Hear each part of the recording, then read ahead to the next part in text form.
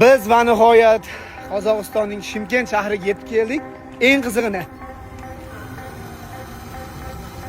Eshityapsizlarmi? Bu xursand u yetib kelib olganiga suv shar deb baqiryapti.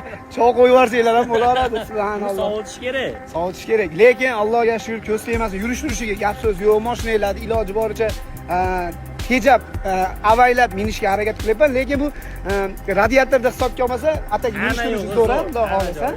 Eng qizig'i sizlarning mashinalarga 95 benzin qo'ydik, hech ham quymaganmiz bu mashinaga. 80 dan bosib chiqmagan. Xudo xolasa ko'p ketib hozir qoldi.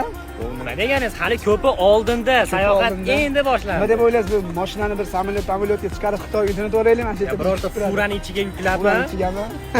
Xudo xolasa biz bilan tenma-ten mashaqqat qiladi, xudo xolasa.